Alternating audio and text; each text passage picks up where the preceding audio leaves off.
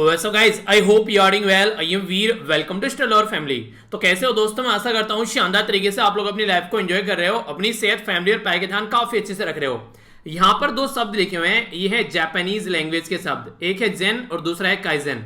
आप लोगों को इनका मीनिंग बताना है।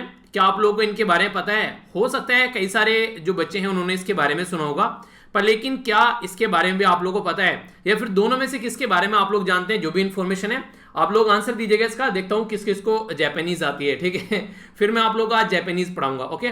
तो आज नैनो मैगजीन में हम लोग जापानीज लैंग्वेज सीखेंगे, तो काफी कुछ आप लोगों को इंजॉयमेंट मिलने वाला है लेक्चर के अंदर। तो तब तक आप लोग इसको बताइए। अगर बात करें यहाँ पर एक मोटिवेशनल कोटेशन के बारे में, तो सीधी सीधी बात यार ये बोली गई है कि जो फ्यूचर होता है उनसे बिलोंग करता है जो अपने ड्रीम की ब्यूटी, सुंदरता को समझते हैं, और वो इंसान जो है जो उस पर बिलीव करते हैं, जो विश्वास करते हैं, उन्हीं को वो ड्रीम्स मिलते भी हैं। यानी कि हर एक इंसान जो है जिंदगी में जो जब पैदा होता है उसके बाद में बढ़ता है, पढ़ाई करता है, आगे चलकर अपनी जिंदगी टारगेट बनाता है कि ये इसको अचीव करने हैं, पर लेकिन मैक्सिमम लोग जो है उसके अंदर फेल हो जाते हैं। रीजन क्या है? रीजन ये कि वो बेसिकली उनके अंदर इतना इंटरेस्ट ही नहीं जनरेट कर पाते, या तो सोसाइटी में किसी प्रेशर की वजह से वो काम कर रहे हैं, या फिर कोई और रीजन होगा उनके लिए वो काम करने का, पर लेकिन रियलिटी में वो खुशी के लिए वो काम नहीं कर रहे हैं। जो काम आप लोग एक बार को खुशी के लिए करना स्टार्ट कर दोगे ना, तो फिर आप लोग उसमें ये नहीं देखोगे कि इसमें प्रॉफिट है या फिर ये क्या होने वाला है, इसमें फ्यूचर कैसा होगा। आप लोग उसको इतने शानदार तरीके से करना स्टार्ट कर दोगे कि आप लोग चाहे उसमें कुछ होता हो चाहे ना होता हो, आप लोग उसी को अच्छे तरीके से उसमें अपना कैरियर बना लोगे। फिर भी देखिए, इंसान जो है ना, ऐसे ऐसे भी इंसान है जिसने कभी सोचा भी नहीं होगा कि क्या इस एरिया में भी करियर बन सकता है। तो ऐसे ऐसे भी इंसान आप लोगों को देखने को मिल जाएंगे जो उस एरिया में भी करियर बना के जा चुके हैं आज की डेट में। तो अगर आप लोग अपने इर्द गिर्द भी चीजों को देखेंगे तो बहुत सारे ऐसे उदाहरण आप लोगों को मिल जाएंगे। तो इंसान का इंटरेस्ट जो है वो सबसे ज्यादा यहाँ पर बेसिकली मायने रखता है, किस चीज में आप लोग अपना इंटरेस्ट जनरेट कर पाते हैं। और आज की डेट में मैक्सिमम जो लोग हैं वो इसी के पीछे परेशान रहते हैं कि उनको उनका इंटरेस्ट पता चल जाए। जैसे कई सारे बच्चे पूछते हैं कि सर कौन सा ऑप्शनल सब्जेक्ट लें, तो यार इसके लिए कोई और आपको बताएगा कौन सा ऑप्शनल सब्जेक्ट आप लोगों को लेना है। मैंने इसके ऊपर वीडियो भी बना रखी है कि ऑप्शनल सब्जेक्ट कैसे चूज करें। आप सबसे बेस्ट इंसान हो उसको अपने आप जानने के लिए, और उसका तरीका मैंने बता रखा है। सबसे शानदार तरीका जो है वो फॉलो कीजिए आप लोग, जो मैंने वीडियो बना रखा है कि how to choose optional subject. उसमें बिल्कुल बेसिक सा तरीका है कि आप लोग कैसे अपने सब्जेक्ट को चूज कर सकते हैं। किसी और के पास जाने की बिल्कुल भी जरूरत नहीं है, क्योंकि कोई और आप लोगों को आप लोगों से बेहतर नहीं जानता है। कोई भी इंसान आप लोगों को कोई बात बताता है वो एक जनरलाइज फॉर्म में बात बताएगा। अगर स्पेशलिस्ट बनना है आप लोगों को अपना, तो अपने आप से ही क्वेश्चन आप लोगों को करने पड़ेंगे, और आप ही उस क्वेश्चन के बेहतरीन आंसर दे सकते हो। तो यही चीजें हैं, जिस दिन आप लोग अपने ऊपर बिलीव करना स्टार्ट कर दोगे, सारी चीजें आप लोगों को सही लगने लगेगी। बहुत सारे इंसान होते हैं कि एक किताब पढ़ ली, उसको किसी और के पास में दूसरी किताब देखी, जाकर उसकी किताब पर कूद गया कि नहीं यार यही किताब खरीद कर लेकर आते हैं, और इसी के साथ में दूसरे तीसरे गए और मैं किसी और किताब देख रही यार इससे क्वेश्चन आ सकते हैं। तो इस तरीके से अगर अपने खुद के रिसोर्सेज पर आप लोगों को ट्रस्ट नहीं है, तो आप लोगों को अपने ऊपर ट्रस्ट नहीं है। और जिस इंसान को अपने खुद के रिसोर्सेज पर, खुद के चीजों पर ट्रस्ट नहीं है, वो इंसान सक्सेस हो नहीं सकता है। वो उसी में घूमता रहेगा, आज ये किताब उठा ली, कल को वो किताब उठा ली। एक किताब 100 बार पढ़ो, ना कि 100 किताब एक एक बार पढ़ो। यही तरीका है जिंदगी में सक्सेस होने का। पर लेकिन अगर अभी नहीं इंप्लीमेंट करोगे, बाद में करोगे, पर लेकिन जब वो इंप्लीमेंट करोगे तभी सक्सेस पाओगे, वरना नहीं सक्सेस पाओगे। ये मैं आप लोगों को लिख के दे सकता हूं। जो इंसान एक एक सब्जेक्ट की 5-5 किताब पढ़ रहे हैं ना, वो इंसान आप लोग कभी भी सक्सेस होता हुआ नजर नहीं आएगा। जिस इंसान ने एक किताब पकड़ ली एक सब्जेक्ट की, वो इंसान आप लोगों को पहले अटेम्प्ट में ही क्लियर करता हुआ नजर आएगा। तो अपने रिसोर्सेज को लिमिट करो, बहुत ज्यादा जरूरी है ये लाइफ में, अगर रियलिटी में आप लोग सक्सेस होना चाहते हैं तो। काफी इंपॉर्टेंट, काफी इंटरेस्टिंग ये आज का लेक्चर रहने वाला है, अच्छे से आप लोग इसको एंजॉय कीजिएगा। इसी के साथ में सबसे पहले हम लोग देखेंगे क्या क्या इसके अंदर हम लोग डिस्कस करने वाले हैं। तो सबसे पहले एक ओवरव्यू ले लेते हैं आज के इस पर्टिकुलर डिस्कशन का। बात की जा रही है मद्रास हाईकोर्ट के द्वारा, यहाँ पर अभी एक पर्टिकुलर मिनिस्ट्री को बोला गया है कि हमारी कंट्री में जो भी एनजीओ है, तो जो भी यहाँ पर ये एनजीओ होती हैं जो बेसिकली नॉन फॉर प्रॉफिट के लिए काम करती हैं, मेनली आप लोगों को देखने को मिलेगा। तो जो LGBTQIA कम्युनिटी है, यहाँ पर बोला गया है कि उनको काउंसिल देना, उनको मॉनिटरी सपोर्ट देना या कोई और असिस्टेंस प्रोवाइड कराना, इन एनजीओ को जाकर चेक करो और इनको लिस्ट करो ताकि इनको हेल्प प्रोवाइड कराई जा सके। हमारी कंट्री के जो पहले, अगर आप लोगों को याद होगा, हमारी कंट्री के जो फाइनेंस मिनिस्टर थे उनका नाम था अरुण जेटली जी। हमारे बीच में नहीं रहे, 2019 में इनकी डेथ हो गई। इनको बेसिकली पद्म विभूषण मिला था, ठीक है। तो पद्म विभूषण जो है पोस्टुमसली मिला था इनकी डेथ के बाद में 2020 में। तो यहां पर किस फील्ड में इनको पद्म विभूषण दिया गया था? इंपॉर्टेंट क्वेश्चन ये है कि ये रिसेंटली अभी न्यूज में है, तो आप लोगों से हो सकता है कि बैकग्राउंड के बारे में इंफॉर्मेशन पूछ ली जाए, ठीक है। न्यूज में क्यों है वो हम लोग आर्टिकल के अंदर जानेंगे। हमारी कंट्री में जो union minister doctor Jitendra Singh, इनके द्वारा बोला गया है अभी ऑथोरिटीज को कि जो कॉम्प्लेक्स बनाए जा रहे हैं एक पर्टिकुलर इंपोर्टेंट पर्सनैलिटी के नाम पर, ठीक है, उनको जल्दी जल्दी तैयार किया जाए। और ये यहाँ पर कहां पर है, ये है बेसिकली जो हीरानगर है जम्मू कश्मीर के अंदर, ठीक है, तो बॉर्डर एरिया में यहाँ पर ये स्पोर्ट कॉम्प्लेक्स बनाए जा रहे हैं, ठीक है। तो यहाँ पर इसके बारे में जाने कि तो किस पर्सनैलिटी के नाम पर ये कॉम्प्लेक्स बनाए जा रहे हैं। CSS, ये CSS क्या है, आप लोग नॉर्मली गाड़ी में जाते हैं, गाड़ी में अगर एक्सीडेंट हो जाए तो एक गुब्बारा टाइप में निकल के आता है, नाम क्या है उसका याद है, चलिए बताइए, देखता हूँ कौन नाम बताता है। और कई बार आप लोगों ने सुना होगा एक्सीडेंट हो जाता है तो ये यहाँ से एक गुब्बारा टाइप में निकल के आएगा, वो आप लोगों का सर लगने से, चीजों को लगने से रोकता है, ठीक है। नाम क्या है उसका बताइए। चलिए, ऐसा ही एक यहाँ पर CSS होता है जो कि यहाँ पर बेसिकली लाइफ सेविंग है, जो पायलट होते हैं उनके लिए, अगर कोई ऐसा हादसा हो जाता है तो इसके बारे में डिटेल में समझेंगे, आप लोग जान पाएंगे कि बेसिकली ये है क्या। हमारी कंट्री में प्राइम मिनिस्टर मोदी साहब के द्वारा वर्चुअली इनोग्रेट किया गया जापानीज जैन गार्डन और इसी के साथ में काइजन एकेडमी।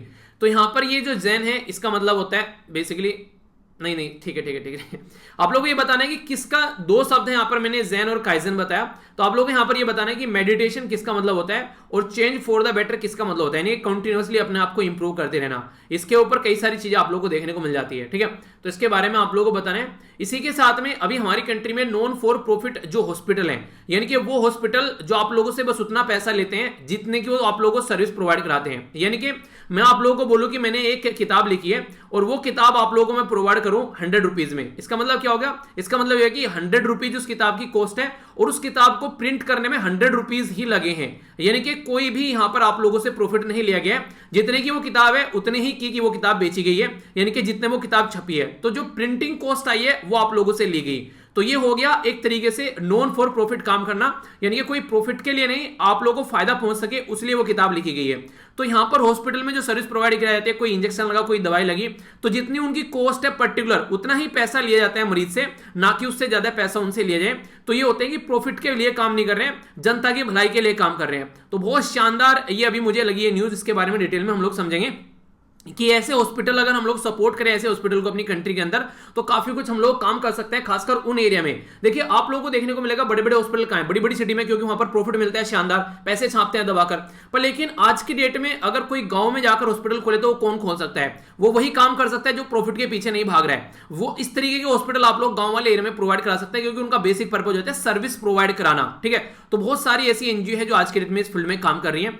तो इसके चलते यहां पर इसके बारे में बेसिकली एक कॉम्प्रिहेंसिव स्टडी को रिलीज किया गया हमारी कंट्री में ऑर्गेनाइजेशन के द्वारा। तो वो ऑर्गेनाइजेशन कौन सी है, और इसके ऊपर तो आज की डेट में कुछ लिखने के लिए भी आ जाए तो आप लोग ये अचंभित मत होना एग्जाम में, क्योंकि रीजन ये कि कोरोना वायरस की वजह से हेल्थ सेक्टर जो है वो काफी ज्यादा न्यूज में भी है। सस्टेनेबल डेवलपमेंट गोल कौन सा है, जो कि यहां पर अफोर्डेबल, जो बेसिकली रिलायबल और सस्टेनेबल मॉडर्न एनर्जी के बारे में बात करते हैं 2030 तक का, यानी कि एनर्जी के बारे में कौन सा गोल बात करता है, सीधा सीधा ये बताना है, ठीक है। NATRIP, national automotive testing and research, आगे क्या है ये फुल फॉर्म आप लोगों को बतानी है, रिसेंटली अभी ये न्यूज में है। हमारी कंट्री में जो ministry of heavy industry and public enterprises के द्वारा इनोग्रेट किया गया है यहाँ पर नेटरेक्स, ये हाई स्पीड ट्रैक है, तो कहां पर इसको इनोग्रेट किया गया है। हाई स्पीड ट्रैक मतलब किसी पर्टिकुलर गाड़ी की स्पीड कितनी ज्यादा रह सकती है उसको चेक करने के लिए, अगर हमारी कंट्री में कोई गाड़ी बनाई जा रही है तो उसको चेक करने के लिए फौरन ले जाया जाता है। तो अपनी कंट्री में कोई ऐसा ट्रैक नहीं है कि उसको चेक किया जा सके, तो उसी के चलते एक ऐसा सिस्टम तैयार किया जा रहा है अपनी कंट्री में, ताकि फॉरेन के ऊपर हम लोग डिपेंडेंट न रहे, बाहर की कंट्री के अपनी ही कंट्री में चीजों को एंजॉय कर सके। तो एक काफी एक इंटरेस्टिंग न्यूज आप लोग बोल सकते हो, जानने के बाद में आप लोगों को मजा भी आएगा कि अच्छा ऐसा भी कुछ चल रहा है देश के अंदर, ठीक है। तो काफी डिफरेंट चीजें हम लोग यहाँ पर जानने को मिलेगी। डेली 2 लेक्चर आप लोगों को देखने को मिलते हैं, एक आता है 9 बजे और दूसरा आता है 7 बजे मॉर्निंग में, ठीक है। एग्जैक्ट फिक्स टाइम है इनके। अगर लाइफ में आप लोग अपने आप को फिक्स कर लेंगे ना, इंसान अगर 2 चीजें भी फिक्स कर देना लाइफ में, एक तो सोने का टाइम और एक उठने का टाइम, तो उसकी जिंदगी में 80% चीजें जो है वो चेंज हो जाएगी। यानी कि अगर आप लोग ये टाइम भी फिक्स कर ले तो मैक्सिमम आप लोग का डिसिप्लिन यहां से निकल कर आता है। रात को लेट तक जगेंगे, सुबह जल्दी नहीं उठेंगे, फिर जिंदगी जो है इधर उधर चलने लगती है। ये 2 टाइम फिक्स कर दीजिए, फिर जिंदगी में चेंज देखिएगा। आप लोग खुद से प्यार करने लगोगे, या आप लोग मैस्मराइज हो जाओगे कि आप लोग इतना प्रोडक्टिव कैसे हो सकते हो। बेसिकली यार ये चीजें फील की है मैंने, जब मैं अपने टाइम फिक्स कर देता हूं जिंदगी में तो मेरी जिंदगी प्रोडक्टिव होने लगती है, और जब मैं इधर उधर चलती रहती है जिंदगी कभी ना बाहर जाना पड़ गया, तो बाहर जाऊंगा तो वहां बेसिकली चीजें चेंज हो जाती हैं, खाना किस टाइम पर मिल रहा है, सोना किस टाइम पर मिल रहा है, उठना किस टाइम पर हो रहा है। हालांकि उठना तो फिर भी मेरा वही रहता है क्योंकि मुझे सुबह काम करना होता है, तो वो चीजें हैं, पर लेकिन फिर भी काफी कुछ चेंज हो जाता है, मेरी बॉडी में इंपैक्ट पड़ने लगता है जैसे ही मैं बाहर जाता हूँ, ठीक है। तो इसी के चलते चीजें ये देखने को मिलेगी आप लोगों को। नॉर्मली अगर चीजें फिक्स रखेंगे जिंदगी में आप लोग, तो आप लोगों को कई सारी चीजों के बारे में सोचना ही नहीं पड़ेगा, आप लोगों की बॉडी एकदम हैबिट में आ जाएगी, ठीक है। जैसे कि आप लोग अगर मान लीजिए खाना खाते हैं तो उसी टाइम पर भूख लगनी स्टार्ट हो जाती है, ठीक है। ऐसे ये सारी चीजें फैक्चुअल हैं, ये सारी चीजें आप लोगों ने अपनी लाइफ में देखी हैं, पर आप लोग इनको इग्नोर करते हो, फिर भी आप लोग इनको ध्यान नहीं रखते हो, ठीक है।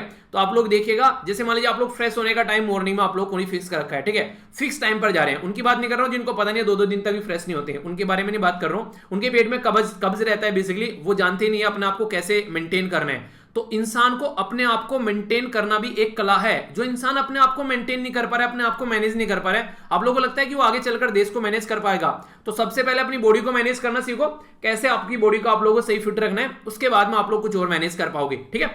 काफी कुछ है जानने के लिए, जानेंगे। कभी कभी ना कुछ जाते हैं कभी कभी मुझे ऐसे लगने लगता है, मैं भावुक हो जाता हूँ यार। आप लोगों को भी लगता है कैसा? क्योंकि ये चीजें ऐसी है, कई बार मुझे ऐसा लगता है, कई सारे कमेंट आते हैं ना जब आप लोग कि सर एक बच्चे के द्वारा लिखा गया, सर मेरी एज इतनी है, सर मेरा फैट कम नहीं हो पा रहा है। तो एक बच्चे के द्वारा लिखा गया, सर मेरा सोने उठने का टाइम फिक्स नहीं हो पा रहा है। एक बच्चे के द्वारा लिखा, सर मैं कैसे करूं कि मेरी जिंदगी में कुछ लग ही नहीं रहा है कि मैं कुछ करूंगा भी जिंदगी में। तो जब इस तरीके के कमेंट आते हैं तो मुझे लगता है कि यार ये जिंदगी मतलब एक तरीके जो यंग जनरेशन है जिसको एक सही डायरेक्शन में होना चाहिए, वो किस डायरेक्शन में जा रही है। तो ये ऐसी चीजें कभी कभी मुझे सोचने के लिए और ऐसी बातें बोलने के लिए मजबूर कर देते हैं, ठीक है। काफी इंटरेस्टिंग ये डिस्कशन रहने वाला है, जानेंगे पहले शॉर्ट न्यूज के साथ में। कोई इंपॉर्टेंट डे नहीं है, पर शॉर्ट न्यूज से स्टार्ट करेंगे। सबसे पहले जो यहाँ पर बात की जा रही है, वो बात की जा रही है एक पर्टिकुलर कम्युनिटी के बारे में। ये पर्टिकुलर कम्युनिटी कौन सी है, और इनका जो फ्लैग है कुछ इस तरीके का आप लोगों को ये फ्लैग देखने को मिलता है, ठीक है। तो ये जो कई रंग का जो फ्लैग आप लोगों को यहाँ पर नजर आ रहा है, तो ये अगर कोई आप लोगों से पूछे तो ये LGBTQ कम्युनिटी के लिए होता है, ठीक है। तो ये याद रखिएगा, डिफरेंट कलर का फ्लैग आप लोगों को देखने को मिलेगा। इसके ऊपर भी क्वेश्चन पूछे जा चुके हैं पास्ट में, अगर आप लोगों ने पेपर उठा के देखोगे पुराने। यहां पर एक टर्म यूज किया गया है LGBTQIA। तो पहले इसके बारे में आप लोगों को पता होना चाहिए। एल का मतलब होता है लेस्बियन, यानी कि जब दो लड़की आपस में शादी करती हैं और एक फिजिकल रिलेशन बनाती हैं, उसको लेस्बियन बोलते हैं। जी का मतलब होता है गे, यानी कि जब दो लड़के सेम काम करते हैं। बाइसेक्सुअल का मतलब होता है उसको लड़का और लड़की में कोई डिफरेंस नहीं पता है, तो वो इस तरीके से फिजिकल होना है बस, ठीक है। ये बाइसेक्सुअल की कैटेगरी में आता है। ट्रांसजेंडर आप लोग जानते हैं, जो किन्नर की कैटेगरी में आता है उसको ट्रांसजेंडर बोलते हैं। क्यूर होता है विचित्र तरीके से, यानी कि इंसान जानवरों में कोई फर्क नजर नहीं आ रहा है, तो वो क्यूर की कैटेगरी में आ जाते हैं यहां पर इसको, ठीक है। इसी के साथ में यहां पर आई का मतलब होता है इंटरसेक्स। इंटरसेक्स मतलब एक तरीके से आप लोग बोल सकते हैं, उसको ये नहीं पता है, कई सारे लोग ऐसे होते हैं, बेसिकली ये आप लोग नहीं फील कर पाएंगे। ये उन लोगों के लिए जो ये मतलब कुछ नहीं, जैसे कि कोई पर्टिकुलर डिप्रेशन में, किसी पर्टिकुलर बोलूं कि ये जो ये पर्टिकुलर औरत है प्रेग्नेंट है, बच्चे को जन्म दिया, मैं बोलूं कि ये बच्चे को जन्म दे सकते हैं, मैं इसकी फीलिंग समझ सकता हूं। समझ ही नहीं सकता, क्योंकि बच्चे को जन्म देना यार एक तरीके से एक जिंदगी का फिर से एक जन्म होना है, एक औरत का एक तरीके कि दूसरा जन्म होता है बच्चे को जन्म देते टाइम, इतना पेन होता है, तो मैं उसको नहीं समझ पाऊंगा। ऐसे ही ये यहाँ पर जो आई है, यहाँ पर ये इंटरसेक्स का मतलब यहाँ पर ये होता है कि वो लड़का है या फिर लड़की है, उसकी बॉडी के अंदर उसको खुद समझ में नहीं आता है। कभी तो उसको अंदर से फीलिंग आने लगती है कि वो लड़का है, कभी फीलिंग आने लगती है कि वो लड़की है। तो इस तरीके की जो कैटेगरी होती है इंटरसेक्स की कैटेगरी में आते हैं। एसेक्सुअल मतलब उनका एक तरीके से एसेक्सुअल, चलिए एसेक्सुअल आप बताइए सारे मैंने बता दिए, एक आप लोगों को बताना है। तो ये जो कम्युनिटी होती है, डिफरेंट डिफरेंट कम्युनिटी है, सबकी फीलिंग होती है, फीलिंग के बेस पर होता है। कई सारे लोग आप लोगों ने देखा, कई सारी लड़की ऐसी होती है जिनको अंदर से लगता है कि लड़का है, ठीक है। तो ये बेसिकली ऐसा नहीं है कि वो जानबूझकर कर रहे हैं। कई सारे लड़कियों की आप लोगों को ऐसी चीजें देखने को मिलेगी, उसमें ऐसा लगता है जैसे लड़कियों वाले गुण है उसके अंदर, ठीक है। जिस तरीके से लड़की एक तरीके से नहीं, लड़की का जो बिहेवियर होता है, ऐसे ही कई सारी लड़की देखने को मिलेगी, ऐसा लगता है जैसे आवाज उसकी लड़के जैसी है। तो ये उनके हाथ में नहीं होती है, नेचुरली चीजें होती हैं बेसिकली, पर लेकिन हम लोग सोसाइटी में एक्सेप्ट नहीं करते हैं, उनके मजाक उड़ाने लगते हैं। तो ये गलत है बहुत ज्यादा यार। तो इस तरीके से उनकी फीलिंग का मजाक उड़ाना ये सही तरीका नहीं है। तो उनके बारे में फोकस देने के लिए अभी यहां पर किसने किया है, मद्रास हाईकोर्ट के द्वारा डायरेक्ट किया गया है। मिनिस्ट्री ऑफ जो सोशल जस्टिस है, उसको ये बोला गया कि जो एनजीओ इस तरीके की कम्युनिटी की हेल्प कर रही है, उनको काउंसिल दे रही है यहाँ पर कि क्या क्या दिक्कत हो रही है लाइफ में, डिप्रेशन में चले जाते हैं कई बार कई सारे लोग, उनको मॉनेटरी सपोर्ट प्रोवाइड करा रहे हैं, ताकि अगर किसी को मान लीजिए कोई किन्नर कम्युनिटी है, ठीक है, तो किन्नर कम्युनिटी से कोई निकल कर आ रहा है, वो बेसिकली उसकी बॉडी जो है अंदर से फील कर रहा है कि वो लड़का है, ठीक है, पर लेकिन आप लोगों को लग रहा है, वो देखने में लग रहा है लड़की है, तो उसको मान लीजिए वो आगे चलकर उसको अपना सेक्स चेंज कराना है, तो कई सारे मॉनेटरी सपोर्ट प्रोवाइड कराने की कोशिश की जाती है। उसके लिए लीगल असिस्टेंस देने की बात की जाती है, प्रोटेक्शन के बारे में बात की जाए, तो इस तरीके से ये जो एनजीओ हैं इनको एक जगह इकट्ठा करने की बात की जा रही है, ताकि इन एनजीओ को ढंग से सपोर्ट किया जा सके कि हाँ ये एनजीओ अच्छा काम यहां पर कर रही है। तो यहां पर अभी जो मिनिस्ट्री है उसको ये लिस्ट अपडेट करने के लिए बोला गया है वेबसाइट पर, लगभग 8 वीक के अंदर, यानी कि लगभग 2 महीने के अंदर इनको टाइम दिया गया है कि आप लोग ये काम कंप्लीट करो। जो भी इंफॉर्मेशन है उसको पीरियडिकली आप लोगों को रिवाइज करते रहना है कि कोई भी अगर इस फील्ड में काम कर रहा है, एलजीबीटी क्यू कम्युनिटी या प्लस कोई और भी कैटेगरी की अगर कोई कम्युनिटी है तो उनको लेकर कैसे चलना है। तो एनजीओ जो है यहाँ पर ये इनके सेफ गार्ड करती है, बेसिकली इनके राइट के, इनके हक के बारे में भी लड़ती है यहाँ पर ये, ताकि उनको सही तरीके से सही हक प्रोवाइड कराया जा सके। तो इस तरीके से आप लोग यहाँ पर बोल सकते हैं कि ये वो कम्युनिटी है एक तरीके से जिसको सोसाइटी में कई बार एक्सेप्ट भी नहीं किया जाता है। आप लोगों ने देखा होगा हमारी कंट्री में जजमेंट भी आया, उसके बाद में चीजें हम लोगों ने थोड़ा फोकस करनी स्टार्ट करी। ये होता है नेशनल लीगल सर्विस अथॉरिटी, ठीक है, national legal service authority versus union of India का केस था यहाँ पर। ये जो केस था, इस केस में 2014 में ये केस आया था। इस केस के बाद में हमारी कंट्री में एक्सेप्ट किया गया कि ट्रांसजेंडर कम्युनिटी को बेसिकली इनको भी एक थर्ड जेंडर की कैटेगरी में डाला गया। अदर लिखा हुआ मिल सकता है या फिर टी मिला लिखा सकता है कहीं पर आप लोगों को कि हाँ इनके भी फंडामेंटल राइट होते हैं, ठीक है, तो इनको भी यहाँ पर रिकॉग्नाइज करना चाहिए। तो उसके बाद में चीजें चलनी स्टार्ट होगी। तो इसी कम्युनिटी को सपोर्ट करने की बात की जा रही है। अब डायरेक्ट क्वेश्चन निकल के आ जाएगा आप लोगों के लिए कि किसके द्वारा यहाँ पर ये इस तरीके से चीजें की जा रही है, पर्टिकुलर केस क्या है यहाँ पर इसके बारे में, ठीक है, या इस कम्युनिटी के बारे में, ये फ्लैग के बारे में आप लोगों से पूछा जा सकता है, ठीक है। ये पिक्चर आप लोगों ने देखी होगी, मैंने कई बार आप लोगों को यहाँ पर दिखाई है। लड़का लड़का शादी कर रहे हैं, यहाँ पर ये किन्नर आप लोग देखते हैं, ये लड़की लड़की शादी कर रही है। यहाँ पर लड़का और लड़की में कोई डिफरेंस ही नहीं है, ये किसी के साथ में फिजिकल हो सकते हैं, ठीक है। तो अलग अलग लोगों की अलग अलग कहानियां हैं, ठीक है। तो किसी की प्राइवेट लाइफ में क्या चल रहा है हम लोग देखकर नहीं बता सकते किसी पर्टिकुलर पर्सन को कि वो कितना गहरा इंसान है, किस तरीके की चीजें अपने मन में छिपाए बैठा है, कैसी उसकी फीलिंग है। हाँ, इसीलिए मैं बोलता हूं कभी किसी के ऊपर कमेंट मत करना बिना इंसान को जाने हुए। कई बार हम लोग क्या करने लगते हैं, बिना जाने समझे सामने वाले इंसान पर कमेंट कर देते हैं वो तो ऐसा है, तो वो ऐसा है तो ऐसा क्यों है, उसके पीछे कोई रीजन हो सकता है ना। तो इसलिए बिना समझे, वो नहीं कहते कि डोंट जज the book by its cover, यानी कि किताब को आप लोग जज मत करो उसको कवर देखकर कि कवर कैसा है कि किताब भी ऐसी होगी। तो ये चीजें आप लोगों को एक समझदार इंसान की क्वालिटी आप लोग बोल सकते हैं कि अगर ऐसी आप लोग किसी भी चीजों के ऊपर कमेंट नहीं करते हैं तो, ठीक है। आगे चलते हैं, आगे यहां पर बात करते हैं। बेसिकली यहां पर ये इंपॉर्टेंट पर्सनैलिटी हमारी कंट्री के फॉर्मर फाइनेंस मिनिस्टर हमारे बीच में नहीं है। 2019 में ये हमारे बीच में बेसिकली नहीं रहे, 2019 में इनकी डेथ हो गई। तो इन्हीं से रिलेटेड यहां पर ये न्यूज है। न्यूज में कई सारी बातें यहां पर देखने को मिलेगी। इनके द्वारा काफी अच्छे अच्छे काम किए गए देश में। अगर आप लोगों को पता होगा, हमारी कंट्री में जो जीएसटी इंप्लीमेंट किया गया 2017 में, वो इन्हीं के द्वारा इंप्लीमेंट किया गया। ये काफी ज्यादा सपोर्ट करते थे यूथ पर्सन को, जो हमारे देश में जो यूथ है उनको काफी ज्यादा सपोर्ट करते थे। फाइनेंस और कॉर्पोरेट अफेयर की मिनिस्ट्री आप लोगों को इनको देखने को मिली 2014 से लेकर 2019 तक, ठीक है। इसी के साथ में इंसॉल्वेंसी एंड बैंक्रप्सी कोड जो है वो इन्हीं के द्वारा लाया गया, मर्ज किया गया। जो रेलवे बजट था हमारी कंट्री में जीएसटी के साथ में, इन्हीं के द्वारा वो सारे काम किए गए।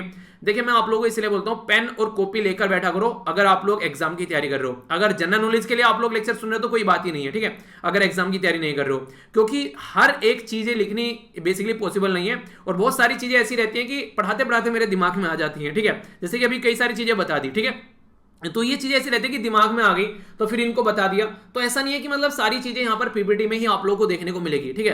तो इसीलिए कॉपी और पेन लेकर जरूर बैठा कीजिए, ताकि जो एक्स्ट्रा पॉइंट मैं बोल देता हूं तो वो पॉइंट आप लोग नोट डाउन कर सकें। अगर कुछ तो चीजें ऐसी है रिपीटेडली बोलता रहता हूं तो आप लोगों को याद ही हो जाएंगे, नोट डाउन करने की जरूरत नहीं है। पर कुछ ऐसा लगे आप लोगों को डिफरेंट है, जो आप लोगों ने पहली बार सुना, यार ये इंटरेस्टिंग भी एग्जाम में भी आ सकता है, तो उसको नोट डाउन आप लोग कर सकते हैं। तो इसीलिए हमेशा अपनी कॉपी पेन लेकर बैठा कीजिए आप लोग हमेशा, ठीक है। तो ये मेरा भी एक नेचर था, जब मैं पढ़ा करता था क्लास में, टीचर जब पढ़ाया करते थे, मेरा पेन हमेशा चलता रहता था मैक्सिमम टाइम, यानी कि सुनता भी रहूंगा, जो जो पॉइंट मुझे लगता था वो मैं लिखता भी रहता था हमेशा।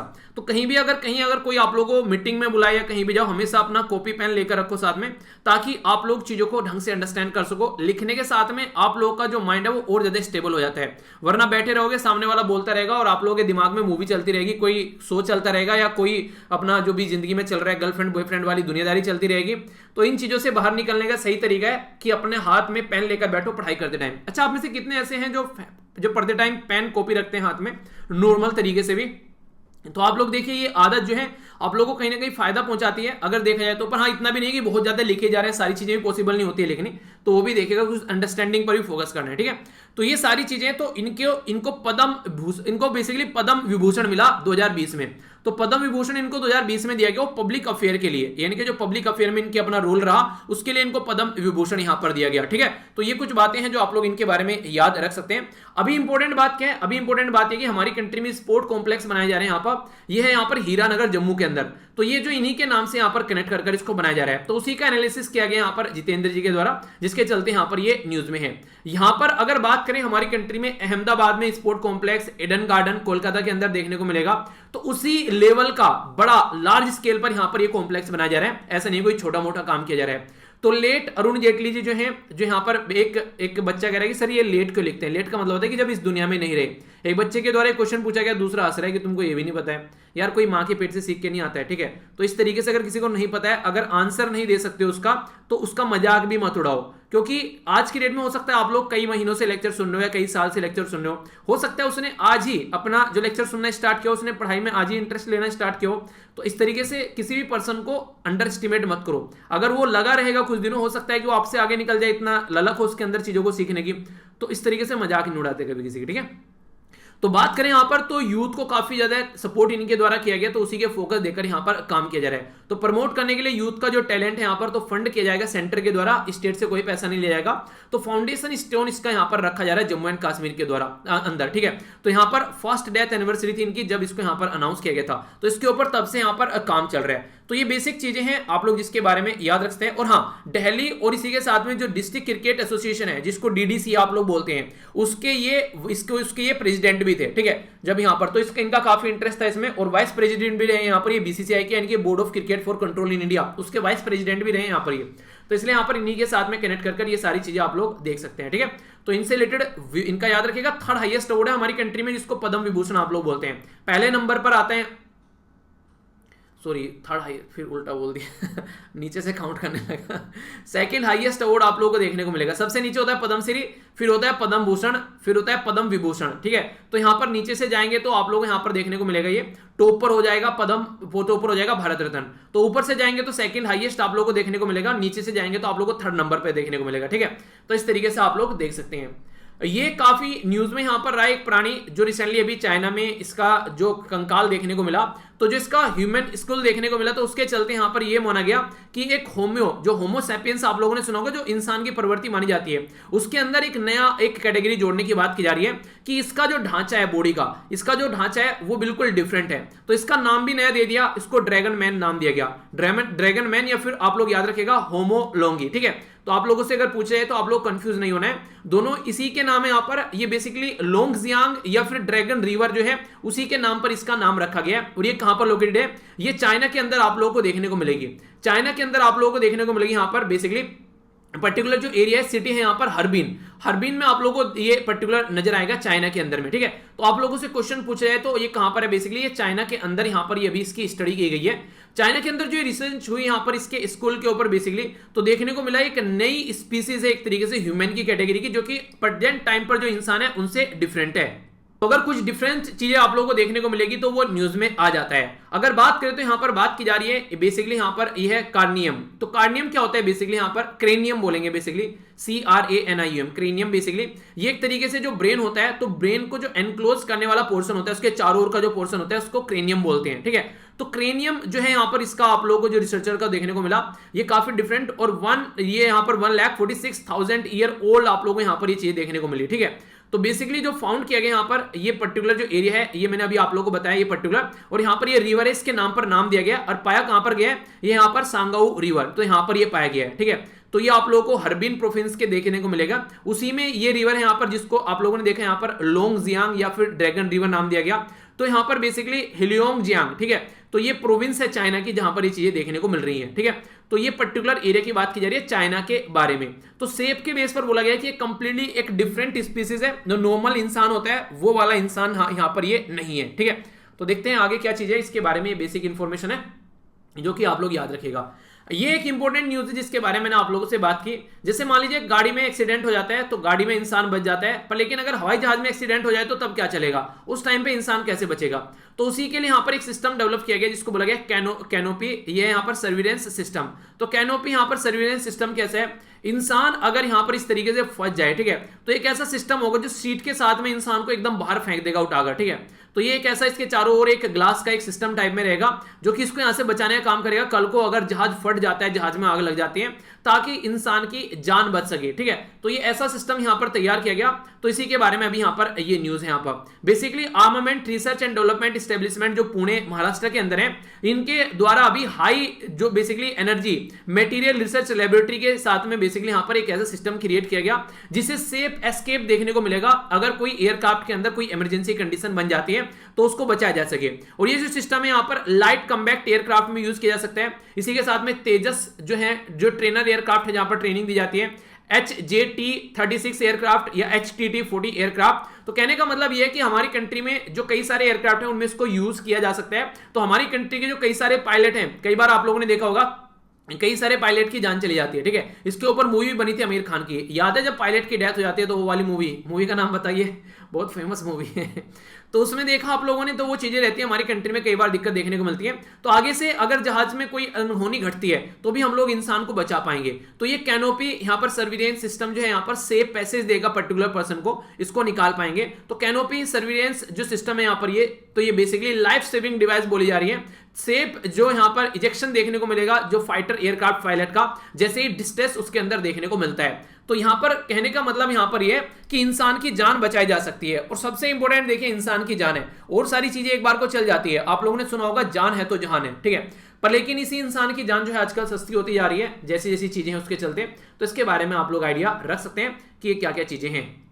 यहां पर बात की जा रही है हमारी कंट्री के चीफ ऑफ डिफेंस स्टाफ है जिनका नाम है जनरल बिपिन रावत साहब। इनके द्वारा जो वाइस चीफ है यहाँ पर तीनों के, जो हमारी कंट्री में जो मिलिट्री है बेसिकली आर्मी, नेवी और एयरफोर्स, ठीक है। जब मिलिट्री शब्द यूज किया जाता है तो इसके मतलब इसके अंदर एयरफोर्स, नेवी, आर्मी सारी आ जाती है, ठीक है। तो यहाँ पर इनके जो चीफ हैं उनकी इंटीग्रेटेड जो स्टाफ है उनके द्वारा रिप्रेजेंट किया गया। तो यहाँ पर ये मिनिस्ट्री ऑफ डिफेंस, इसी के साथ में जो यहाँ पर होम, जो फाइनेंस, ये सारे मिनिस्ट्री के जो रिप्रेजेंटेटिव हैं वो भी यहाँ पर देखने को मिले।